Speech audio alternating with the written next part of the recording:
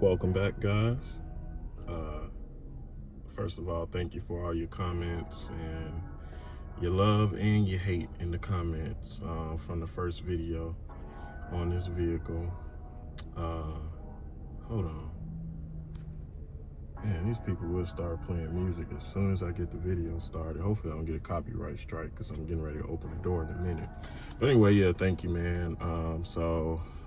Just an update on the car. Car is still doing great. Engine light is still on. Again, from that issue that we talked about in the first video. Simply, let me clean the camera, excuse me one sec. That issue that we talked about, and I guess it just looks like that, but yeah, the issue that we talked about in the first video, which is they use the aftermarket part on the catalyst converter, and then as you can see, the tire sensors aren't reading. Walmart is going to do that for me.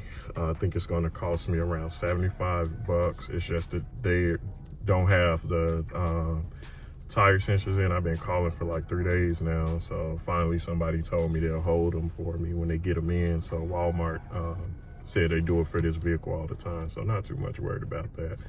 Not worried about the engine light either. Every chance I get, I got a good friend that's a mechanic. I have him just, test and read and make sure it's just originally the same problem, which is that aftermarket sensor that's on the catalyst converter that's going to be changed soon. The dealership said next Wednesday, so they were still waiting on trying to find the original part.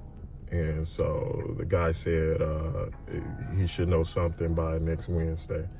Other than that, I already told him what my mechanic price is to fix it. My mechanic said he can get the part like right away and he's going to fix it.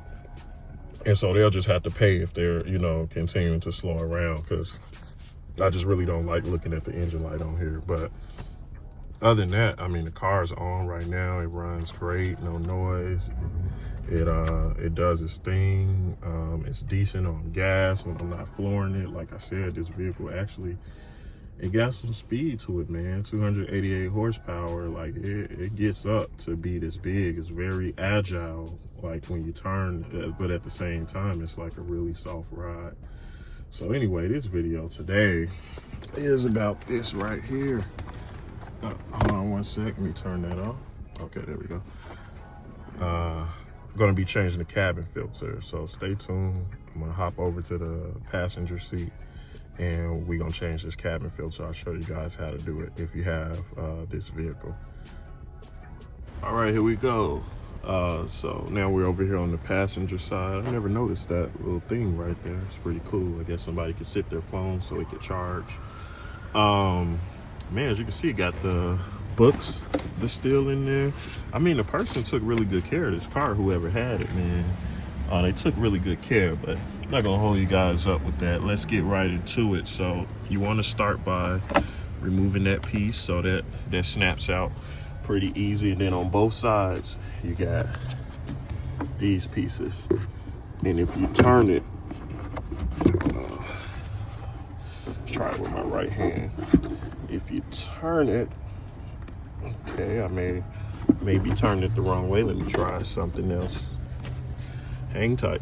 Okay, so that took a little elbow grease, but I got them out. Nothing too crazy. It was just some holding the phone in my hand and trying to do it. I don't think this was supposed to fall out, but it seems like it go back up in there easy enough. In case yours comes out, it goes in there, in that piece. So you can just plug that right back in. So anyway, there's the filter right there. You can see it has these little pieces at the bottom that you pull up on, and then these pieces at the top. Again, I'm gonna have to come back to you after I get that out. Give me a sec. All right, so as you can see, we got that out.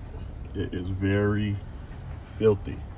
Now, I've seen people online, they just clean these, but they're cheap enough on Amazon. It's like $8 where you can just replace it. And it sits in this little thing right here. And as you can see, I'm already kind of pushing it out of there with my finger. You just take this out and I'll come back and show you how to install the new one.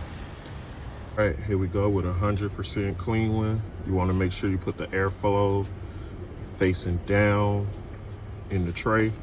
So let me show you what I mean. Here's the tray right here. Sit that right there. See those arrows are facing down. Put that right into the tray, just like that. I should have cleaned this tray, but I guess, you know, it's not that big of a deal. Maybe I'll take it out another day and clean it. And then just, it slides right back in this little housing. You just push it in. There you go. It snaps in. And this is just how I showed you. You know, you put these little pieces, I got them right here, let me show you. You put these little pieces back on and you lock it back in place, man. And it's that simple. And then don't forget that piece. And it's that simple. Come back in a sec. Okay, so look, there you go. And you see how I still open up with that softness? That's because you got to make sure you plug this thing back into there, man. So that went well. We're gonna go ahead and start putting this stuff back in here. We're gonna get out of here. Thank you guys for tuning in to this video. Like I said, I got so much more stuff coming with this car. So if you got one or you're thinking about getting one, you should definitely subscribe to my channel.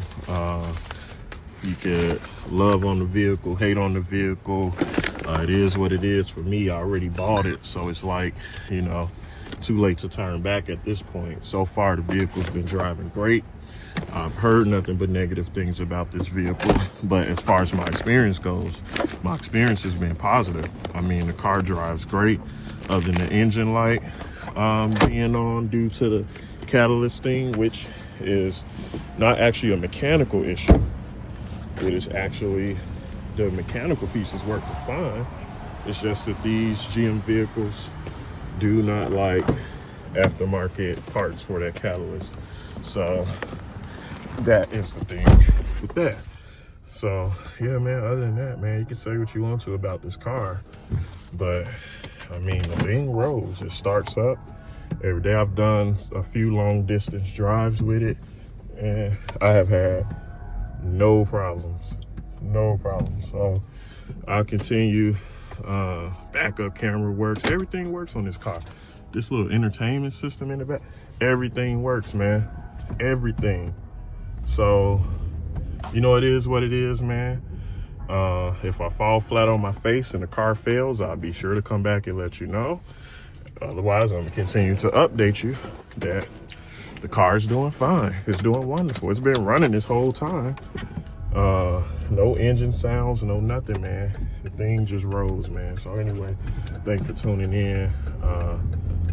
Subscribe if you like the content, and if you got a vehicle and you just, you know, want to know some simpler things that you can do yourself. I'm not a mechanic, but I'll show some things that I could do whenever I research them myself, because I don't know much about the car. I'm just, you know, going along as I go.